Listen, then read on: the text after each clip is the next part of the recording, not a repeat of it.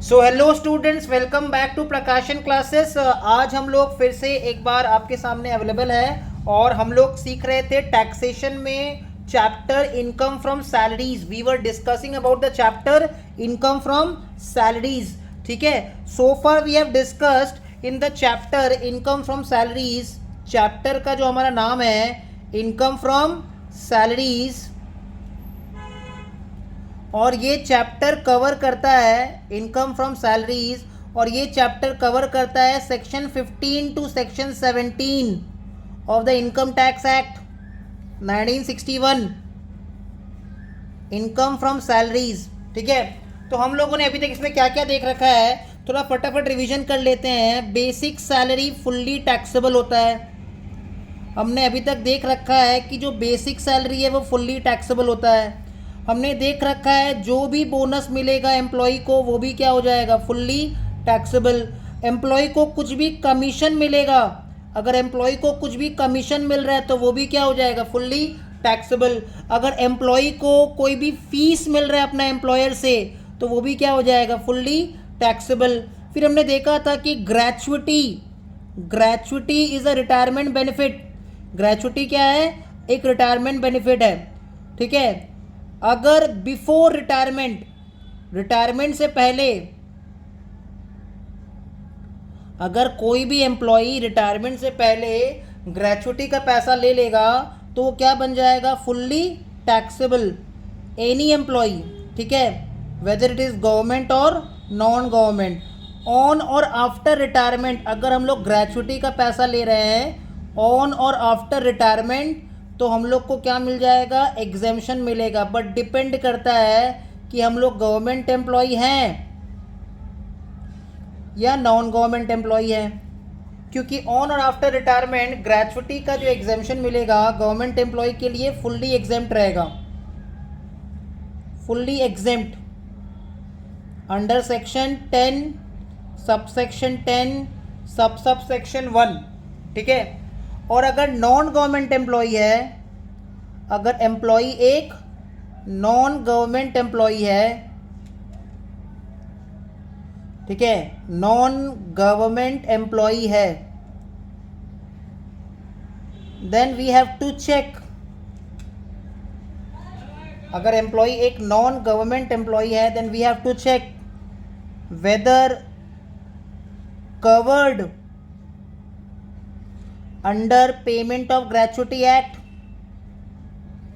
under payment of gratuity act, or not covered under payment of gratuity act,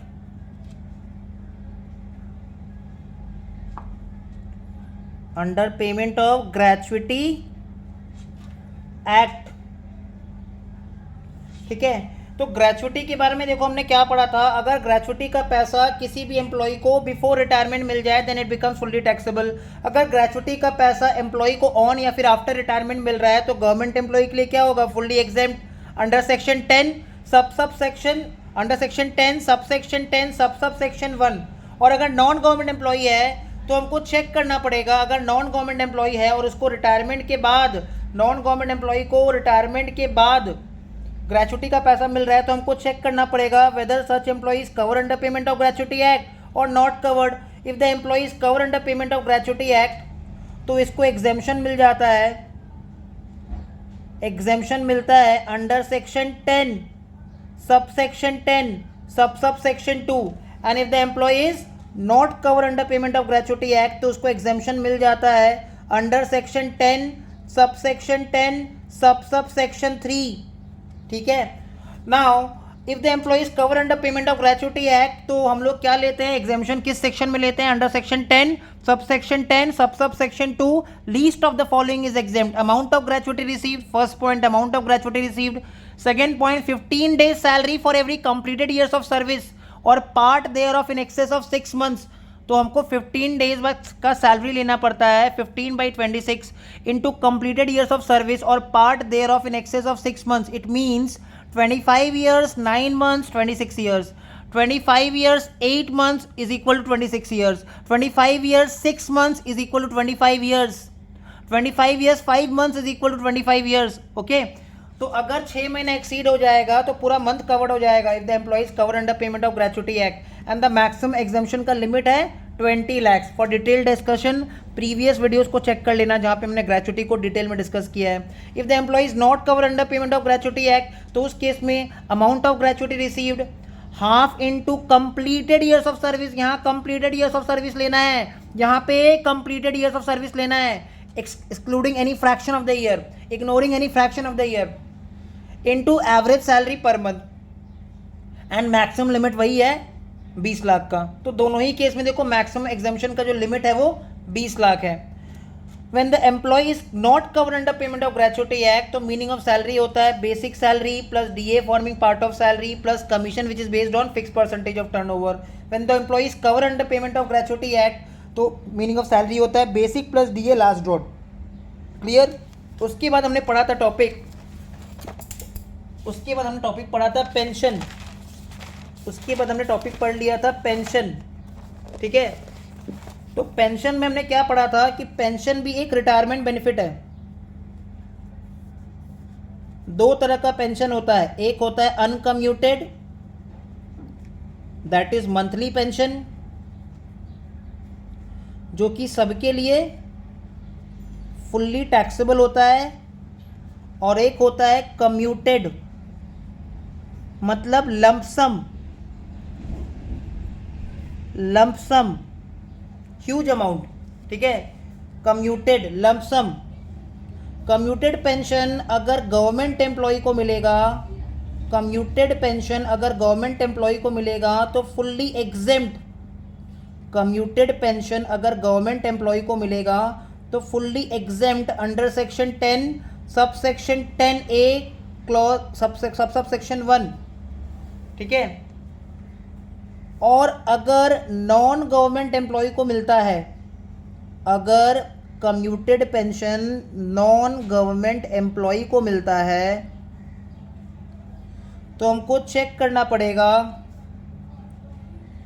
employ को pension भी मिला है, received pension, employee has received pension plus gratuity दोनों मिला है, तो एग्जेम्पशन कितना मिलेगा? एग्जेम्पशन 1/3 ऑफ टोटल पेंशन, ठीक है।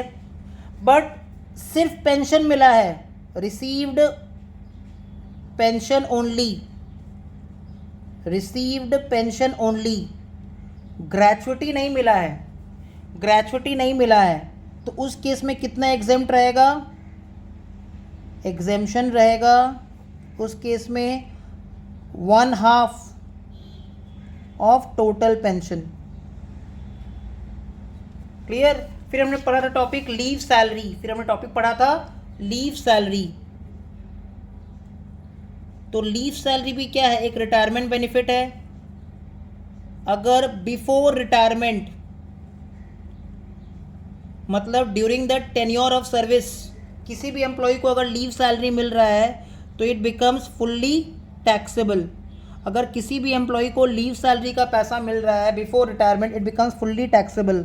अगर ऑन या फिर आफ्टर रिटायरमेंट मिल रहा है, अगर लीव सैलरी का पैसा एम्प्लॉय को ऑन या फिर आफ्टर रिटायरमेंट मिल रहा है और गवर्नमेंट एम्प्लॉय है,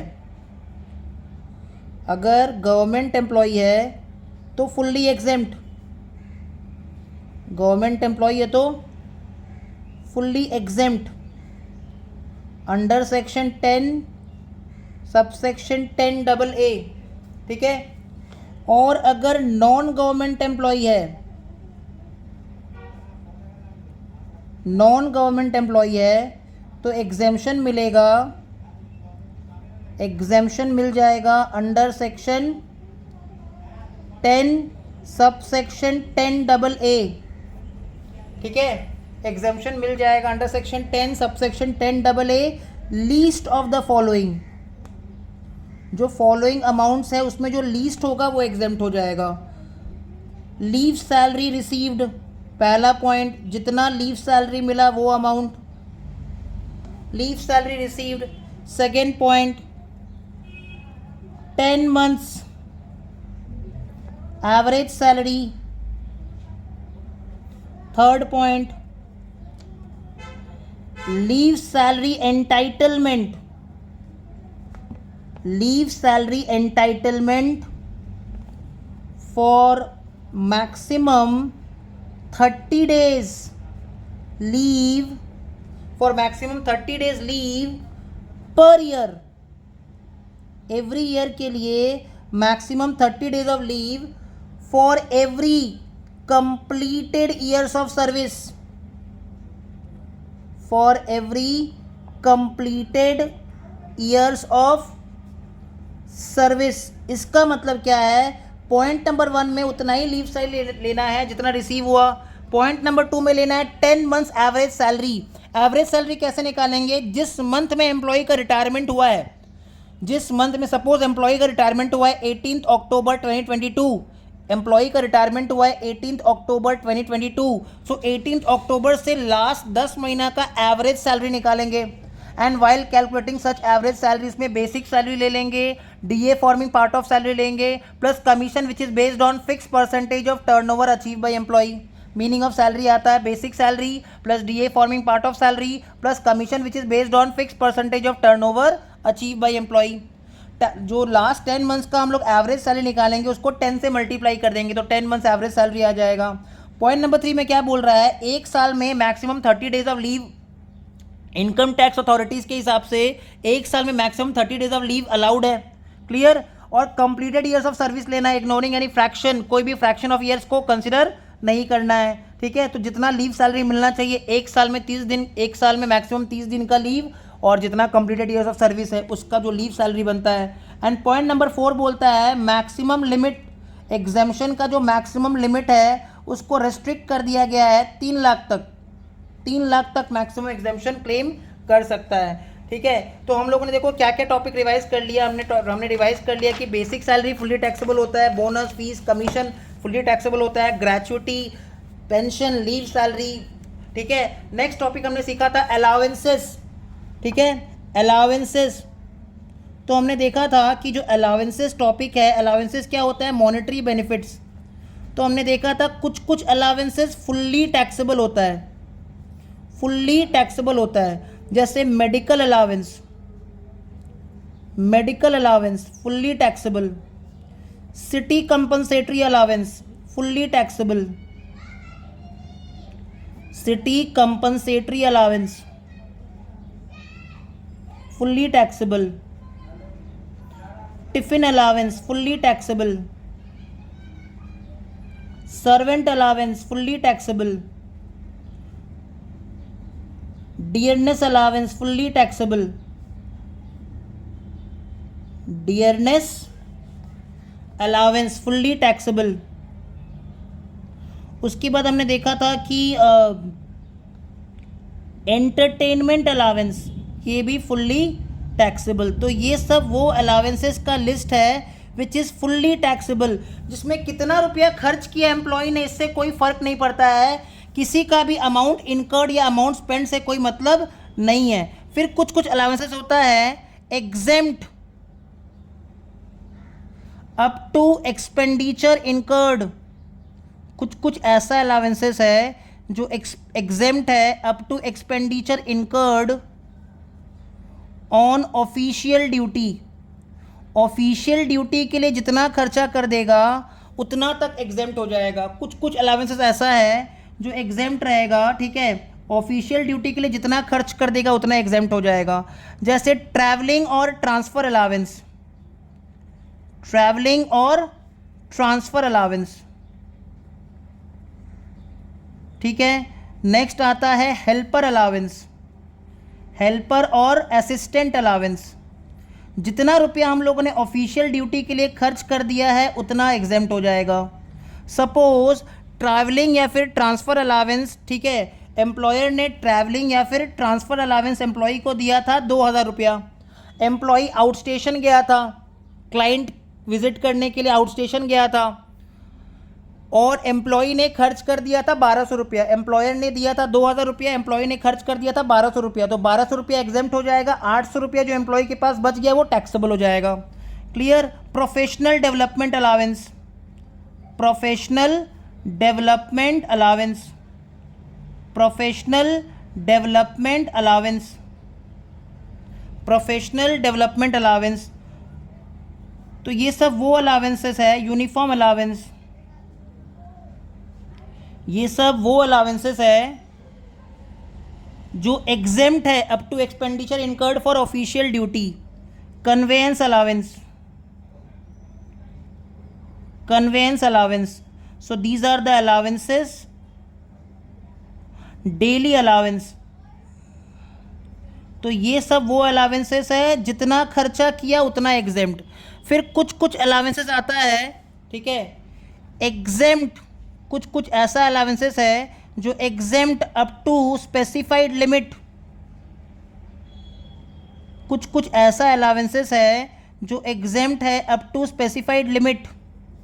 जैसे सबसे पहले आ जाता है चिल्ड्रन एजुकेशन अलावेंस. कितना एग्जेम्पशन है? ₹100 per month per child for maximum 2 children. Next आ जाता है hostel expenditure allowance. Hostel expenditure allowance कितना एग्जेम्प्ट होता है? ₹300 per month per child for maximum 2 children. And transport allowance. Now transport allowance के लिए हमको याद रखना है, ट्रांसपोर्ट अलावेंस सबके लिए फुल्ली टैक्सेबल है. ट्रांसपोर्ट अलावेंस सबके लिए फुल्ली टैक्सेबल है. बट अगर एम्प्लॉय ब्लाइंड है, हैंडीकैप है, ठीक है, या फिर फिजिकली चैलेंज्ड है, तो उसके लिए मैक्सिमम एग्जाम्पशन हो जाएगा ₹3200 पर मंथ. तो एग्जाम्पशन तभी मिलेगा ट्रांसपोर्ट अलावेंस में अगर एम्प्लॉय ब्लाइंड है, हैंडीकैप है या फिर फिजिकली चैलेंज्ड है, तभी उसको एग्जाम्पशन मिलेगा. अदरवाइज सबके लिए फुल्ली टैक्सेबल. तो ये हमने पढ़ा था अलावेंसेस के बारे में. फिर हमने पढ़ा था परक्विजिट्स के बारे में. परक्विजिट्स क्या होता है? परक्विजिट्स अलावेंसेस होता है मॉनेटरी बेनिफिट्स. अलावेंसेस क्या होता है? Monetary benefits. जो कौन किसको देता है? एम्प्लॉयर एम्प्लॉई को देता है. परक्विजिट्स हो जाता है नॉन मॉनेटरी बेनिफिट्स. परक्विजिट्स होता है नॉन मॉनेटरी बेनिफिट्स, ठीक है, non monetary benefits. So basically perquisites क्या है? परक्विजिट्स और perks are non monetary benefits. ठीक है, ये क्या है? नॉन मॉनेटरी बेनिफिट है जो एम्प्लॉयर ने एम्प्लॉई को दिया है. Clear?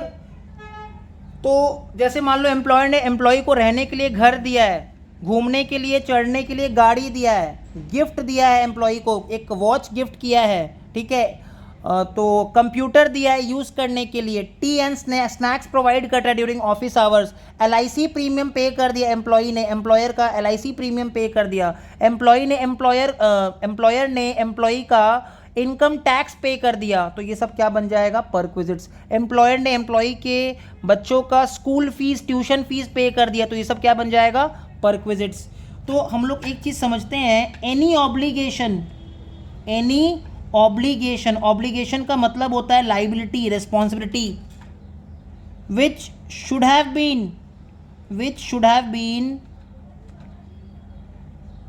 Born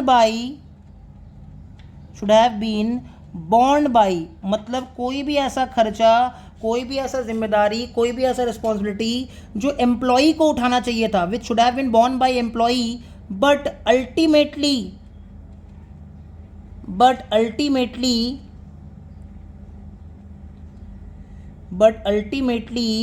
born by employer.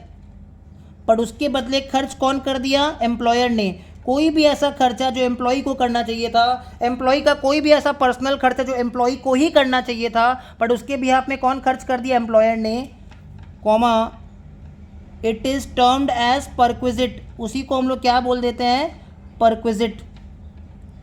उसी को हम लोग क्या बोल देते हैं? परक्विजिट्स. क्लियर? तो परक्विजिट्स में एक बहुत इंपॉर्टेंट एडजस्टमेंट है, rent free accommodation. Rent free accommodation, जिसको हम लोग प्यार से क्या बोलते हैं, RFA, rent free accommodation, RFA। तो RFA का परक्विजिट वैल्यू कैसे निकालते हैं, ठीक है। अगर गवर्नमेंट एम्प्लॉई है तो परक्विजिट वैल्यू ऑफ RFA क्या हो जाएगा, गवर्नमेंट एम्प्लॉई के लिए परक्विजिट वैल्यू ऑफ RFA हो जाएगा लाइसेंस फी। जिस घर में एक गवर्नमेंट एम्प्लॉय रहता है, चाहे वो स्टेट गवर्नमेंट एम्प्लॉय हो, चाहे वो सेंट्रल गवर्नमेंट एम्प्लॉय हो, उस घर का जो भाड़ा लगता है उसी को बोलते हैं लाइसेंस फ़ी या फिर फेयर रेंट। तो गवर्नमेंट एम्प्लॉय के लिए परक्विजिट वैल्यू ऑफ RFA हो जाएगा लाइसेंस फ़ी या फिर फेयर रेंट। अगर वो नॉन गवर्नमेंट एम्प्लॉय है, तो हमको चेक करना पड़ेगा एम्प्लॉयर ने रहने का जगह कहाँ पे दिया है। अगर रहने का जगह अकोमोडेशन इन रेसिडेंस, रहने का जगह अगर घर में दिया है तब परक्विजिट वैल्यू अलग से कैलकुलेट करेंगे।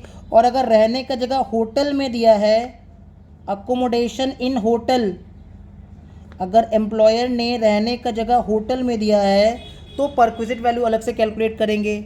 अगर रहने का जगह घर पे दिया है, अकोमोडेशन अगर रेसिडेंस में दिया है, तो हम चेक करेंगे अकोमोडेशन ओन्ड बाय एम्प्लॉयर। अगर एम्प्लॉयर ने अपना खुद का घर का चाबी दे दिया है, देखो समझो क्या बोल रहा है, नॉन गवर्नमेंट एम्प्लॉय, अगर नॉन गवर्नमेंट एम्प्लॉय का परक्विजिट वैल्यू निकालते हैं RFA के लिए, तो हम चेक करेंगे अकोमोडेशन इन रेसिडेंस, रहने का जगह घर पे दिया है क्या, कि रहने का जगह होटल में दिया है। अगर रहने का जगह घर पे दिया और खुद का घर का चाबी दिया है, accommodation is owned by employer, तो उस केस में हम चेक करेंगे इफ पॉपुलेशन एक्सीड्स 25 lakhs, जिस शहर में घर दिया है अगर उस शहर का पॉपुलेशन 25 लाख से ज़्यादा है, देन 15% ऑफ सैलरी। जिस शहर में घर दिया है अगर उस शहर का पॉपुलेशन 25 लाख से ज़्यादा है तो सैलरी का 15%। अगर अकोमोडेशन रेसिडेंस में दिया है एम्प्लॉयर ने, अगर एम्प्लॉयर ने अकोमोडेशन कहाँ पे दिया है, रेसिडेंस में दिया है, क्लियर, रहने के लिए घर दिया है और खुद का घर दिया है, और जिस शहर में घर दिया है वहाँ का पॉपुलेशन अगर 25 लाख से ज़्यादा है तो सैलरी का 15%। जिस शहर में घर दिया है, if population is more than 10 lakhs, but up to 25 lakhs, जिस शहर में घर दिया है अगर वहाँ का पॉपुलेशन, एम्प्लॉयर ने जिस शहर में घर दिया है अगर वहाँ का पॉपुलेशन 10 लाख से ज़्यादा है बट 25 लाख तक है, तो उस केस में हम लोग कितना ले लेंगे, उस केस में हम लोग ले लेंगे 10% of salary, 10% of salary, 10% of salary. तो अगर जिस शहर में घर दिया है वहाँ का पॉपुलेशन अगर 25 लाख से ज़्यादा है तो सैलरी का 15%। जिस शहर में घर दिया अगर वहाँ का पॉपुलेशन 10 लाख से ज़्यादा है, more than 10 lakhs but up to 25 lakhs, तो सैलरी का 10%। और अगर जिस शहर में घर दिया है कोई रिमोट एरिया है, if population is up to 10 lakhs, population is up to 10 lakhs, तो 7.5% ऑफ सैलरी, सैलरी का 7.5% ऑफ सैलरी। दूसरा केस क्या हो सकता है, if accommodation is taken on rent by employer, employer ने घर भाड़ा पे लेके दिया है। If accommodation is taken on rent by employer, तो उस केस में क्या हो जाएगा, देखो if accommodation is taken on rent by employer, then उस केस में least of the following, point number 1, rent paid oblique payable by employer, employer ने जितना रेंट पे किया है वो फिगर ले लेना है। रेंट पेड और पेएबल बाय एम्प्लॉयर, वो फिगर ले लेना है। या फिर पॉइंट नंबर 2, सैलरी का 15% ऑफ सैलरी, या फिर पॉइंट नंबर 2, सैलरी का 15%। तो फिर से चेक करते हैं, if the accommodation is taken on rent by employer, तो उस केस में क्या हो जाएगा, least of the following. Least of the following में क्या क्या लेना है, रेंट पेड और पेएबल बाय एम्प्लॉयर या फिर सैलरी का 15%। अगर अकोमोडेशन होटल में प्रोवाइड किया है then least of the following, least of the following. अगर एम्प्लॉयर ने अकोमोडेशन होटल में प्रोवाइड किया है then least of the following. Number 1, hotel charges, hotel charges. Number 2, 24% of salary, 24% of salary. तो एक बार फटाफट रिवीजन कर लेते हैं। आरएफए रेंट फ्री अकोमोडेशन में अगर गवर्नमेंट एम्प्लॉई है तो गवर्नमेंट एम्प्लॉई के लिए आरएफए का वैल्यू क्या हो जाएगा, परक्विजिट वैल्यू ऑफ आरएफए होगा लाइसेंस फी या फिर फेयर रेंट। अगर नॉन गवर्नमेंट एम्प्लॉई है तो हमको चेक करना है अकोमोडेशन का, अकोमोडेशन रहने के लिए घर दिया है, रेसिडेंस में अगर अकोमोडेशन दिया है तो if the accommodation is owned by employer तो चेक करना है पॉपुलेशन अगर 25 लाख से ज़्यादा है, जिस शहर में घर दिया अगर वहाँ का पॉपुलेशन 25 लाख से ज़्यादा है तो सैलरी का 15%। जिस शहर में घर दिया अगर वहाँ का पॉपुलेशन 10 लाख से ज़्यादा है बट 25 लाख तक है तो सैलरी का 10%। और जिस शहर में घर दिया अगर वहाँ का पॉपुलेशन 10 लाख तक है तो सैलरी का 7.5%। If accommodation is taken on rent by employer, अगर अकोमोडेशन एम्प्लॉयर ने भाड़ा पे लेके दिया है, एम्प्लॉयर ने घर भाड़ा पे लेके दिया है, then least of the following, perquisite value of RFA हो जाएगा least of the following. Rent paid और पेएबल बाय एम्प्लॉयर, एम्प्लॉयर जितना रेंट पे कर रहा है या उसको पे करना है, सैलरी का 15%, विच एवर इज लोअर। और अगर अकोमोडेशन एम्प्लॉयर ने होटल में प्रोवाइड किया then least of the following, hotel charges और सैलरी का 24%, विच एवर इज लोअर। इन सारे केसेस में अगर एम्प्लॉयर फर्नीचर भी प्रोवाइड कर रहा है, एम्प्लॉयर प्रोवाइड्स फर्नीचर ऑल्सो, अगर एम्प्लॉयर घर के साथ फर्नीचर भी प्रोवाइड कर रहा है and such furniture is owned by employer, such furniture is owned by employer, तो अगर फर्नीचर ओन्ड बाय एम्प्लॉयर है then 10% per annum of cost of furniture, 10% per annum of cost of furniture. और अगर employer ने furniture भाड़ा पे लेके दिया है, टेकन ऑन रेंट, अगर एम्प्लॉयर ने फर्नीचर भाड़ा पे लेके दिया है देन द हायर चार्जेस, भाड़ा का जो खर्च लग रहा है, ठीक है। अगर एम्प्लॉयर घर के साथ फर्नीचर भी प्रोवाइड करता है, अगर एम्प्लॉयर घर के साथ फर्नीचर भी प्रोवाइड करता है तो उस केस में क्या हो जाएगा, if the furniture is owned by employer then 10% per annum of the cost of furniture. और अगर एम्प्लॉयर ने फर्नीचर भाड़ा पे लेके दिया है तो हायर चार्जेस घर का वैल्यू के साथ ऐड हो जाएगा। क्लियर। मीनिंग ऑफ सैलरी में क्या आ जाएगा, मीनिंग ऑफ सैलरी में आ जाएगा परक्विजिट फॉर आरएफए, आरएफए के लिए मीनिंग ऑफ सैलरी में आ जाएगा सब कुछ,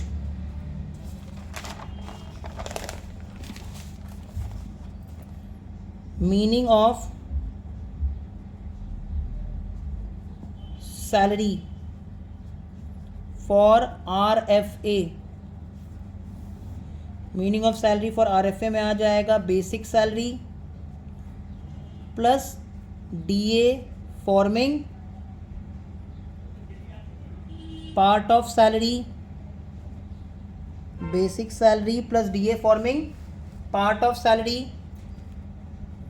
प्लस कमीशन, हर तरह का कमीशन ले लेंगे, कोई ज़रूरी नहीं है it should be based on fixed as percentage of fix turnover पे हो जो, ठीक है। Commission which is based on fix percentage of turnover achieve by employ, ऐसा कोई कमीशन का ज़रूरत नहीं है। बोनस ले लेंगे, फीस ले लेंगे, ठीक है। अनकम्यूटेड पेंशन भी ले लेंगे, अनकम्यूटेड पेंशन को भी ले लेंगे, प्लस ऑल टैक्सेबल अलावेंसेस को भी ले लेंगे, जितना भी टैक्सेबल अलावेंसेस होगा उन सबको ले लेंगे, but excluding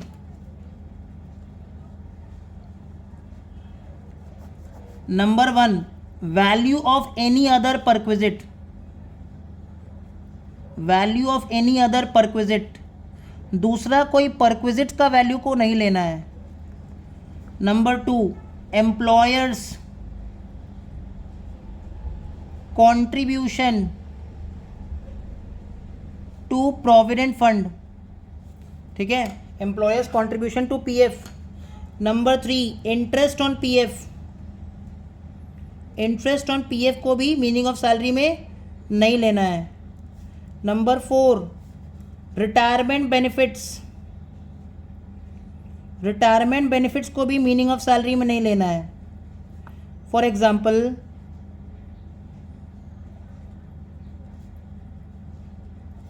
gratuity meaning of salary में कवर्ड नहीं रहेगा।